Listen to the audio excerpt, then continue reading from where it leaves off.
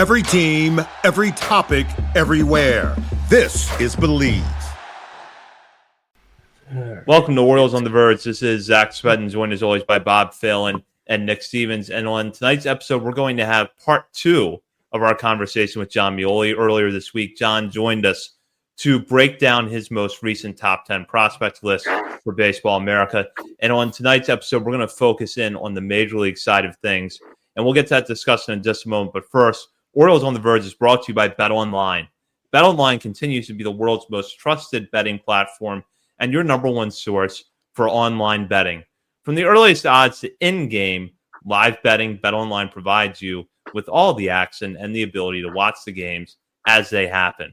With the largest selection of odds on everything from football, the NBA, and college basketball, NHL, to UFC. Head to BetOnline today and don't forget to use promo code BELIEVE, that's BLEAV, for your welcome bonus on your first deposit. BetOnline, the game starts here. So, John, good to have you back on. I wanted to give this update real quick before you start because at our live show at Checker Spot back in the fall, Connor Newcomb, the host of Locked On Orioles, was asking about the guest appearance count for the show. So I ran the numbers before tonight's episode. This will be your 13th episode of Orioles on the Verge. Connor right now is at 9, which puts him ahead of Dr. Stephen Loftus at 8. That was our former draft expert in our Baltimore Sports and Life days. Andy Koska, your colleague at the Banner, ranks 4th with 5 appearances, followed by your other colleague at the Banner, Danielle Allentuck, with 4. So you're running away with it right now. You know, I feel secure in my place, but if you wanted to lose Connor and Andy's numbers, you could. No, they're all great. They're all great. I'm honored. You know, I told you guys I was joking. You know, it's like I feel like talking to you guys and like the people who follow you guys. It's like, you know, it's like speaking to my base. I really appreciate it. When I was doing my Substack, every time I would come on here, I would, you know, the audience would grow in a way that was astonishing to me. And, you know, it's really cool to get to have these conversations with you guys. I've told you on air, I hope, and off air that the work you guys do and the effort that it takes to do what you do is really significant. And it's really cool to have, you know, the work that you guys do as a resource for myself and the people who care about this type of stuff. I started out following Red Sox minor league stuff, and I know the work that it takes to find the information and care about this. And, you know, I get it, you know, and I think it's really cool that you guys do this. And I'm always happy to come on and chat with you guys because I have a good time doing it. So I just wanted to make sure I said that. That means a lot, but it's not as cool for you as I guarantee it is for us to be able to talk to you all the time. We've been fans of your work before we started doing this. So mutual love fest here. Hopefully Juan Soto doesn't go to the Red Sox, though. Just saying that out loud. Yeah, no, it's funny, you know. When I covered the Ravens, you know, I was able to like stop liking, you know, the Patriots, and now I just don't anymore because why would you care about football after your team wins six Super Bowls and everybody moves on? But like, you know, that part, everyone still asks me, and I'm just like, you have to believe me, I don't really care about the Red Sox. Like, Xander Bogaerts was my dude. He got back from the WBC in 2011, it must have been. He was like some guy that was like nobody really knew about, and like he got back from the WBC. We were down at spring training with our Sox prospects trip, and all like the Red Sox beat reporters were there like waiting because there was like an off day or I don't know, whatever. Spring training's dumb. Everyone's just looking for something to do, and like everyone was like looking for Xander Bogaerts, and he like saw me and like came over and like dapped me up in front of all the Red Sox reporters, and I was like 21 years old, like stupid hair. I have That's stupid hair gotta now. feel good. Really stupid hair then. and I was just like, I was like the highlight of my, it was so awesome. I'm like watching that era of guys come up like him and like Mookie Betts and like Jackie Bradley and like following all that, like was really good practice for this part of my life that I didn't really know about at the time. Yeah, we always enjoy your work, and it's we know your origins there with Sox prospects, and we always appreciate your insight. We're going to focus on the major leagues in this episode, and let's start with the way things are unfolding in free agency, because it feels like when you look at that mid-tier, or actually more than that with Blake Snell, but the next tier of starting pitchers beyond Corbin Burns, the market is moving pretty quickly. Do you think the Orioles will have to act with an extra sense of urgency if they're going to pursue even their number 3 or 4 starter this year through free agency? I think so. Sorry. Yeah, my cat's trying to get food. I'm trying to get him fed by a person who's not appearing on a podcast. Yeah, I think there's a lot of urgency that's going to be required. And I wrote it this week at the banner. There's not a lot of evidence of like the Orioles being able to or deciding to say, all right, this is where these are the currents. This is where this is going. Like we are a part of this now. We are doing this. We're going to spend, 15% more than we want to for 1 year longer than we want to because we want this guy. When you just want to get, somebody who's going to throw 180, solid average innings, you can wait and get your deal and take your pick. When you're trying to sign a 1 year closer, you just pick one, and they did early. But this is not that. This is other teams want these guys. Other teams are not as strict about making good deals. There's other teams they're just going to say, okay, I want this guy, and they're going to go get him. And to participate in that kind of market, you have to feel the same way. So I'm really, really fascinated to see. I think at the winter meetings, it'll probably really get hot. And I think there's a lot of nonsense around the winter meetings in terms of we got to do this now. We got if my team come home empty handed, it's a failure. But if the top handful of starting pitchers sign, and the Orioles are who have said they pretty clearly they're exploring signing those guys. If they all sign somewhere else and it feels like they're getting left behind, it's gonna feel like a bad meetings. It's going to feel like a bad thing that happened, and I don't know how much they're going to want to avoid that feeling and that perception. But when you play the game that they're playing now, which is trying to sign free agent pitching who's really good, that's kind of what you set yourself up for. Either you do it or you don't. Yeah, and I was going to save this question for as a follow-up to a later question, but I feel like it has to be said now. This is the first offseason with David Rubenstein and company and the new ownership group, and we've seen Elias and company all about value and making sure, you're getting the most bang for your buck, especially in the John Angelos era. Is there any proof that they're going to change anything whatsoever? Is Rubenstein going to be like, here's the checkbook and do what you need to do and spend as much as you need to spend, et cetera, et cetera? You know what I'm trying to get at. Yeah. I mean, I think Zach Eflin being on this team right now is a signal that if you're worth that much, if you're worth what you're going to get paid, they're happy to do it. I've had some conversations with people this winter, and this was about arbitration, not necessarily free agents, but so basically, yeah, we're happy to pay. If you're worth it, we're happy to pay it. And I think that's a dynamic. I've always kind of considered it do you just tweak the algorithm a little bit where it's okay if you're don't have to seek 2.5 wins for $1 million. You can seek 4 wins for $20 million and still feel like you're getting a good deal. There's different ways to get value. And that's kind of what this week's newsletter was about in the pitching side. Because you look at these guys that are signing, with the Mets who are rebuilding their career, and there's good value there, but there's also good value in Albert Suarez, and there's good value in Corbin Burns. We saw that value in Corbin Burns. There's proof of concept that having a guy like that is worth having around. And, I don't think they're going to make bad deals on purpose or do anything they know is bad, up front, because if you think it's bad when you're doing it, there's still probably a chance it could go worse than that. That's just how these types of free agent deals work. But I think that if the player's worth the money, that they're willing to pay it. Are they willing to pay what proved to be like an irrational, like free agent frenzy price, like that is going to be the main issue. But I don't think there's going to be any hesitation to paying players what they're actually worth. I don't know if you can do that if you're trying to sign a free agent at the winter meetings. Yeah, Kikuchi going to LA so quickly.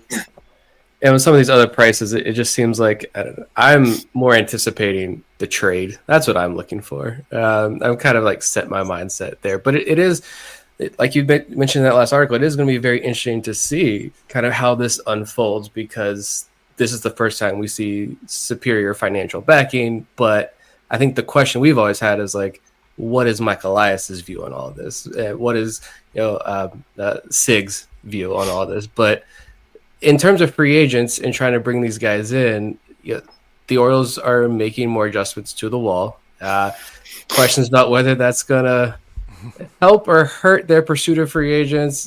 Do you think that the driving factor behind that decision was, as Mike Elias said, overcorrecting, correcting the overcorrection there, or do you think there's maybe a little bit to this where, hey, we're in talks with, we want this right-handed hitting outfielder. A lot of Orioles fans want Teoscar Hernandez, but why would Teoscar Hernandez or Tyler O'Neill or one of these guys want to play at Camden Yards? Do you think there's a little bit of that to that decision, or you believe my bias? It could be that one. I truly, I mean, if you are going to take at face level or face value that it was way more extreme than they thought it would be, like that's hard to argue. I don't know what they thought like the offensive environment was going to be, and he did say that like we didn't want it to be like he did say that basically they wanted left field to balance out right field, because right field you can't really do anything about, and it's pretty attractive for hitters. So it's not going to be, it was never going to be, move it back a little. They were going to move it back so that it felt overall fair. But, I kind of take it at face value that they were like, we need to do this. Like, this is ridiculous. This is a distraction. I truly think that part of it is like the distraction it became internally, and like they had the ability to do something about it. So they did, versus like, going to the GM meetings and hearing like, oh, we're not going to sign here because, truthfully, like what does Teoscar Hernandez care if he signs like a 4-year deal for $80 million? Like, his next deal isn't going to be a crazy one anyways. Like, get your money. Like, if the Orioles are going to pay you that to hit into an abyss in left field, like, you just take it if that's the best offer. I don't know. I mean, there's pride involved, and like, yeah, you don't want to like not hit as many home runs as you should, but I think that it's more just like they sat there and saw that there was something they could do about this and did it. Let's see. Okay. Do you see the Orioles being more active in free agency or trades this offseason, or maybe a combination of both? I kind of think free agency, honestly. They made a lot of trades last year. There were probably, I know I have counted, but like they traded like a dozen guys who either were ranked or were going to be ranked between the Corbin Burns trade and all those trades in season. And you take that into account and you have a farm system that's a lot of upside, but like you're also leaving yourself without that like solid middle group of guys who are just like pretty good and are good to have. It was true last year at this time that there are only so many trades to make. You can't trade Connor Norby twice. You already did that. You can't trade Colton Cowser twice, and you're glad you didn't do that. But I think that given what they did to solidify the rotation with Zach Eflin and using the pieces they did, given that they used some premium players to acquire Corbin Burns for a year, and given there's a chance within, if not, probably not this year, but more likely in 2026, you're not going to be worried about needing as many starters as you would now, because some of the guys you're counting on to be healthy are going to be healthy, and some of these guys who are shooting up the system are going to be in the big leagues. Like, you aren't going to need to worry about getting somebody for 2-3 years. Cost control. I think they're going to just be aggressive in the free agent market, because if you have money and you can spend money, you can do that and keep your players, and they like their players. They like to keep the young players they have, because that's also a way to balance out the fact that you have expensive players, so you have inexpensive ones, and that's probably the most attractive option at this point. Speaking of liking their players, we're always looking for that first big extension, right, for Gunnar or Adley, but it's kind of a weird time, it seems like, for any extensions to happen this offseason. I doubt Boris is going to jump this early, but I guess you never know with the right offer for Gunnar and Westberg as well, if that was a route they were going to go. And Adley coming off the down second half seems like a weird time, unless you're trying to get him while the value's low, but I don't know why he would sign it. Yeah. What's going to be the first extension? What's going to be the first extension? Gunnar Henderson is going to be older than Juan Soto is in free agency, but if the numbers that we're hearing about Juan Soto's free agency are going to be true, then I think that the next payday like that could be Gunnar Henderson, which is a sad thought to be thinking that far down the road. But I think that would mean we're not talking about. Sorry, my cat's clawing at the chair here. We're not talking about a real we're not talking about a high likelihood that that's going to happen. Adley, this is the time to go at him if you want to. It might be insulting, but it also might be if there's a little bit of recognizing one's own mortality and being all right, maybe this isn't the worst thing if I just take this as my place, for the bulk of my career. Still couldn't for the life of you tell you what happened in the second half with him. It's one of the great mysteries of this team, and a lot of the conversations about the offense and the hitting philosophy and stuff probably don't happen if whatever happened to him didn't happen. But that's aside. That's another thing. Jordan Westberg's a really good candidate for it. He seems like somebody who would value that kind of security. I wonder if it's also a pitcher. Do you just do you see enough in Cade Povich to be hey man, what do you think? Let's, do you want to be a guy who's just here and you can just be here and that'll be fun. Otherwise, maybe a Colton Cowser looks at it. He could be somebody that, you're cool. You can play center field if we need to. You can mash in a corner. You can keep hitting the ball hard. All three outfield positions.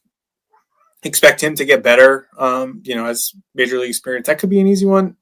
I'm just listing all the young players, but Colton Cowser might be my answer, actually. I think that's kind of an interesting one, and I like it. Yeah. It's Gunner's value, is just going to go up once he becomes the literal golden boy for the Orioles with this new golden at bat rule. Yeah, I've only been following that a little. It seems insane, and there's no possible way that anyone can let that happen. No. So, question here from Vivek: do you see a possibility for an extension for Grayson or Bradish?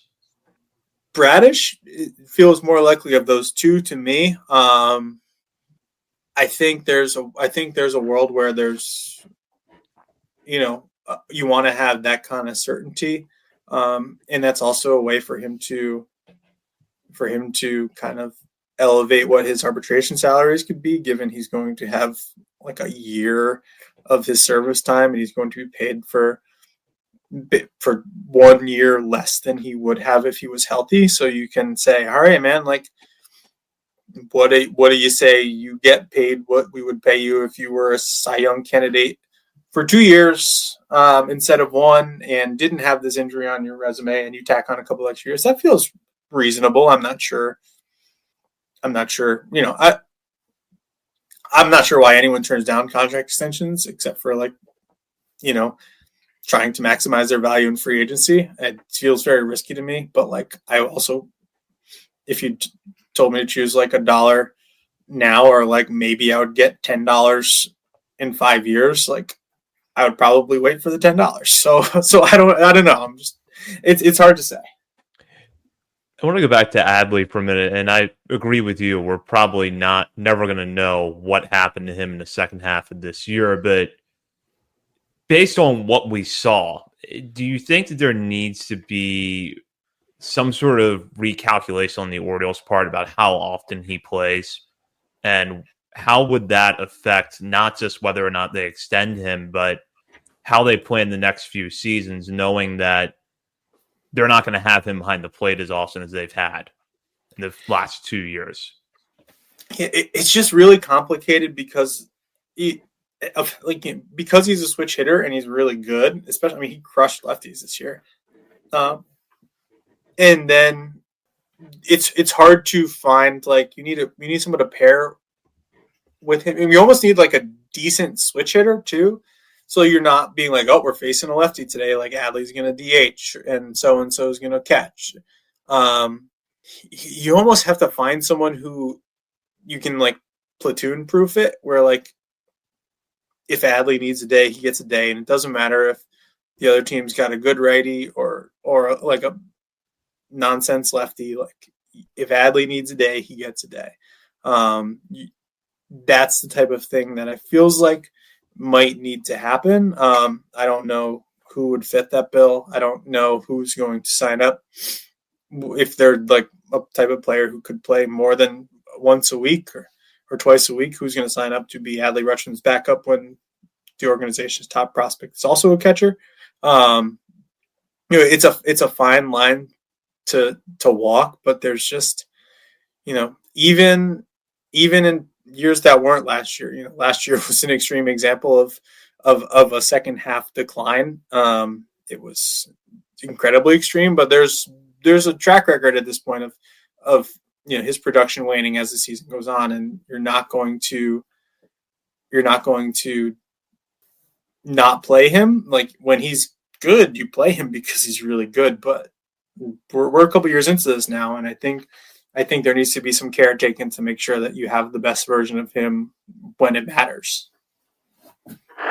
This is a question that I have that kind of ties back to our discussion about the wall. In a newsletter recently, you brought up Alex Bregman's name, and Bregman's a free agent this offseason. There's a lot of obvious on-paper fits, given Mike Elias and his regime's ties to Houston, what they know about Bregman as a player and a person. It seems like it could be a dark horse option, but is there a world you think where maybe the big move of the offseason for the Orioles is to sign Alex Bregman and then augment that by moving Jackson Holliday and or Jorge Mateo to the outfield? Yeah, I mean, I will look incredibly smart if that happens. Like I asked Mike about like pursuing an infielder, and he basically like, I don't know if it was a poker face, but he was like, what are you talking about? Like we have like 7 infielders, but on paper, like that is the type of like, he and Alex Bregman is better than Ben Zobrist. But like when Brandon Hyde was talking about like how much of a difference Ben Zobrist, like a guy who had been there and done that and took really good at bats, how much of a difference he made in the middle of the Cubs lineup when they took their leap. There's a lot of interesting guys who could fit that right-handed outfield spot, but like he's a really good right-handed hitter, and yeah, he plays infield, and you'd have to make some adjustments, and maybe there's some there's some collateral damage to that, and maybe your team looks different than you envisioned it looking a year ago or a month ago or a week ago. But I mean, they know better than anyone else like what he brings to the table. And if they feel like he can be that player for them over the course of his 30s, then that would be really interesting. Like there's a lot of things that would tell people like, oh shoot, the Orioles like are not messing around. Like signing Corbin Burns would be one of those. They cannot sign Blake Snell. Blake Snell is signed elsewhere. Like you can sign a good pitcher who's not any of those guys I named, and people would be like, all right, but like Alex Bregman's an absolute dude, and there's like that would be like that guy being in the middle of the lineup if he's the Alex Bregman who's like walking 12% of the time with like a monster OPS. That would be something that would really, really like that would be a ceiling raiser and a floor raiser. There are some guys who can, I think, raise this floor of this team. He would be a ceiling raiser in a way that I don't know who else could fit that bill. I like the out of the box instead of the standard. Bring in Teoscar Hernandez, call it an offseason with the bats. But like we know what the positions of needs are in 2025 pitching. maybe a reliever or two. Mike Elias has clearly explained what his offseason wish list is, but my question is more about Kerstad. We didn't really talk about him last episode. Technically, he was on the Baseball America list at number 3 there, I think. 3, yeah. Because he needs the one at bat to graduate from Baseball America's list.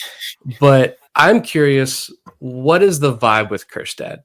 Because do you think the Orioles are going to be as aggressive in getting a top flight right fielder to replace Santander or bring Santander back? Or does this team feel confident in Kerstad's ability to have like a Colton Cowser-esque breakout next year? Because we go back to last year, and the way he was handled, I know is frustrating to a lot of people. He gets sent back down to Norfolk after he was mashing down in Norfolk. Kyle Stowers comes back up. I kind of viewed that as a good sign. Maybe the Orioles were looking ahead to 2025 and thinking that he would be Santander's replacement, and every day at bats in AAA would probably be better than sitting on the bench. Kyle Stowers can do that in a platoon role, but then Stowers gets traded. He gets the concussion that knocks out pretty much the rest of his 2024. What is the vibe with Kerstad going into 2025? Can he help replace a significant chunk of what Santander is leaving behind in that lineup? Yeah, I think the plan has been for a while for him to be, a guy who takes over for Santander after this year. I don't have it in front of me. I'm not. I've done enough typing and talking, and I'm not going to look it up. But I think his OPS started with a 1 in those from his last call up. I think it was early June to when he got that concussion. His OPS started with a 1. It was really good, and he was starting to play a lot. Austin Hayes was not playing as much. He was playing a lot out there. He was playing really well, and Brandon Hyde said it himself that he was growing into that everyday role, and he was earning it at a time when the offense was going in the other direction. And for very understandable reasons, it was hard for him to kind of recapture that after he came back. But I think that if that didn't happen, if he didn't get hit in the head with that pitch and, the concussion doesn't occur, then we're talking about him in a very different way. We're probably talking about this season in a very different way because he's, he does a lot of things really well and he does it consistently. He's not mashing home run type power. And I was talking to somebody during the playoffs or maybe in New York that last week of because it's a question a lot of people have. This is a guy who's the second overall pick. He didn't play baseball for a long time. He's in the big leagues within a year. He's up and down. He's kind of doing all this stuff. And I think he'll get a chance to do what I'm about to say, I want to see him do. But to be a real, one of those, big hairy guys in the middle of a lineup, you need to have one of those 2-week stretches where you hit 7 home runs or just have a stretch where you put the team on your back. Ryan Mountcastle's done it at times. That's really how Anthony Santander, was for the last 3 years. He would just have these monster stretches. Gonner does it. Adley does it. When you have those stretches where you cannot get this guy out and he's hitting bombs left and right. I think Keston Kerstad can do that, but that is kind of the litmus test for the kind of guy you want him to be. And I think if we're sitting here in June and he's done that, then you're talking about someone who can do that. I think the Orioles are probably going to be aggressive in trying to fill that outfield spot, regardless of what they think of Heston Kerstad. You can't have too many good hitters. If they need to fill, have somebody to do the other side of the platoon, somebody who's just a right-handed hitter, they could do that. But I think he's probably penciled in to be that guy right now. Very cool. And my last question, speaking of Ryan Mountcastle, we've been predicting that Ryan Mountcastle will be traded this offseason because first base seems like the most obvious position to upgrade other than maybe corner outfield when Anthony Santander signs elsewhere. Are we just doing the Ramon Arias, Austin Hayes thing again that we did last offseason where it's we're constantly trying to trade this guy and then lo and behold, he's a big part of the team all year long?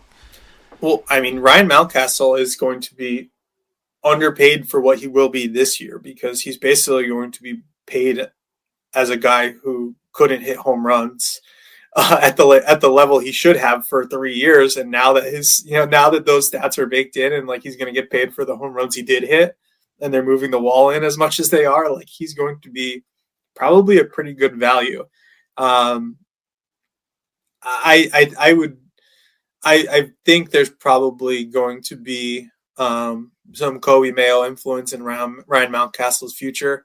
If the Orioles think that Kobe Mayo is destined for first base, I don't think you let him play first base every day in the big leagues before he does that for a considerable chunk of time in Norfolk. And then you do need a Ryan Mountcastle. But I think that if Ryan Mountcastle is healthy and is Ryan Mountcastle, then you're talking about like an upgraded Ryan Mountcastle, because he doesn't have to clear like a ridiculous wall. That's way too far out for anyone. I mean, that had to be a big mental block for him, because he just stopped pulling the ball at one point during the season.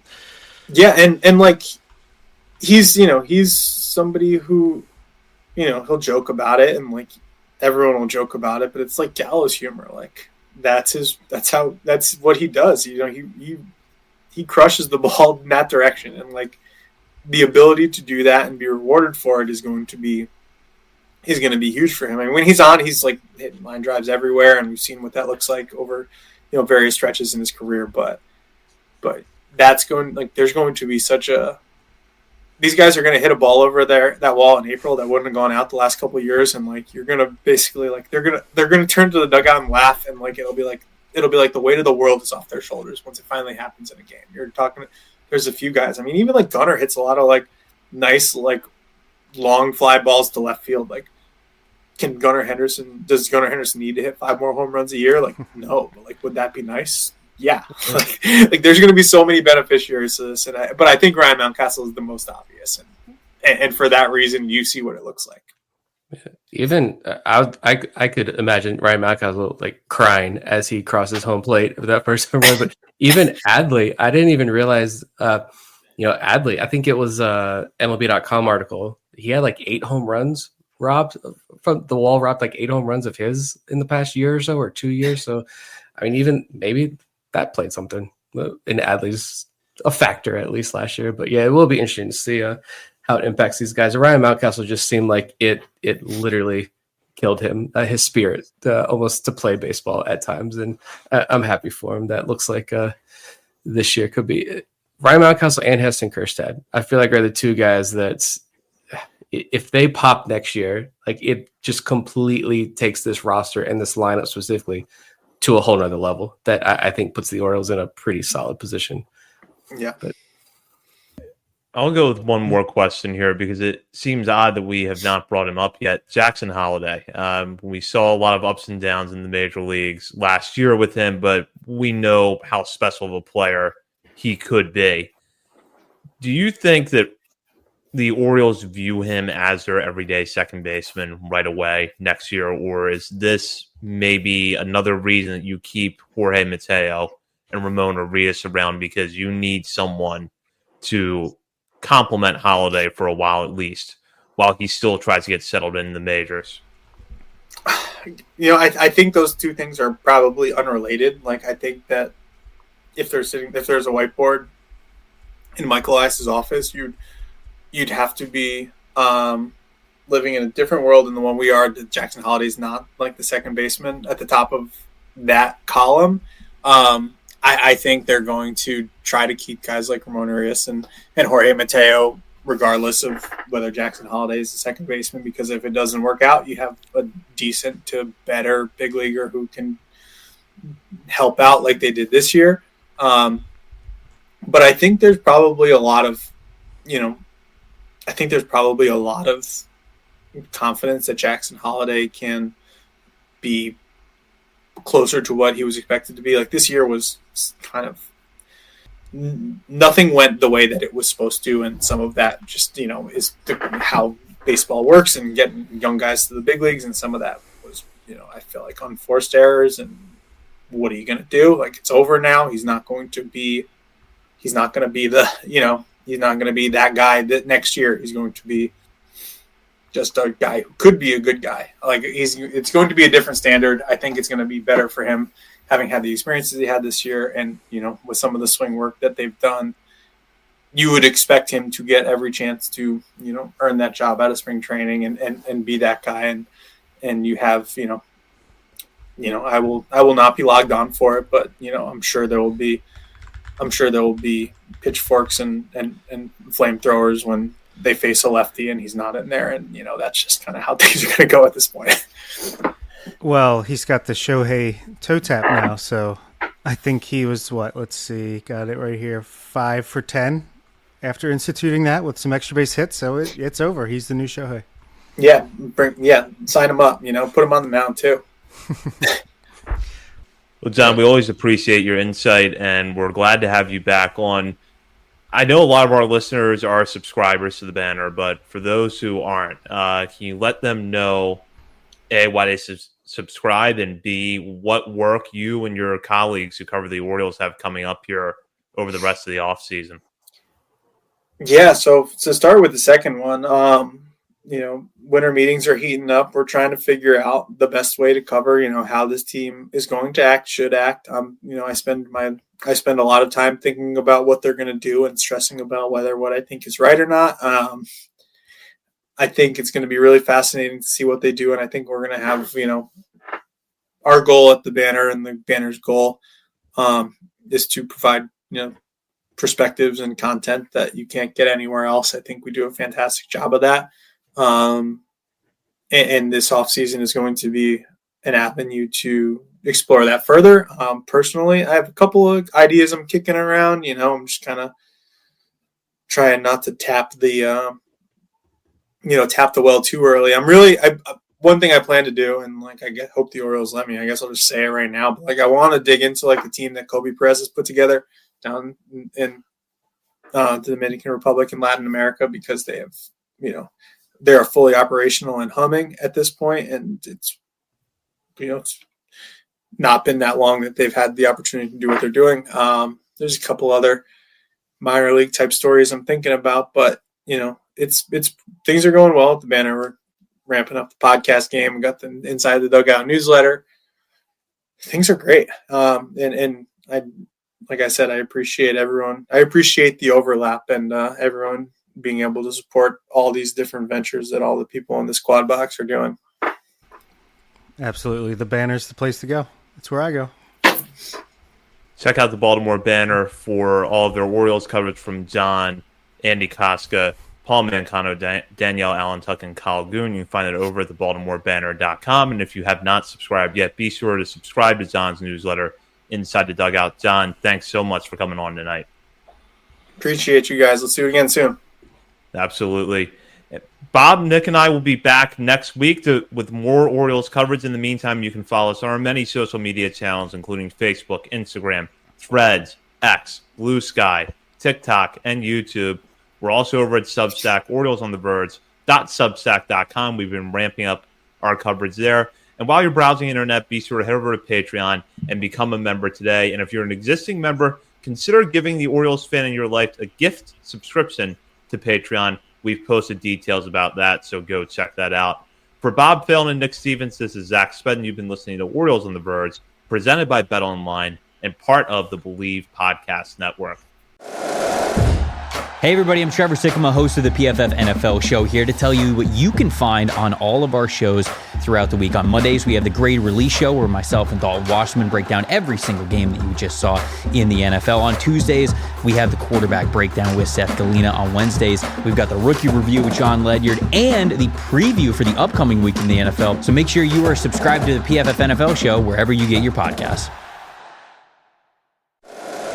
If you like the show, please take a moment to rate, review, and subscribe. It really does help the show to grow. Thank you for listening.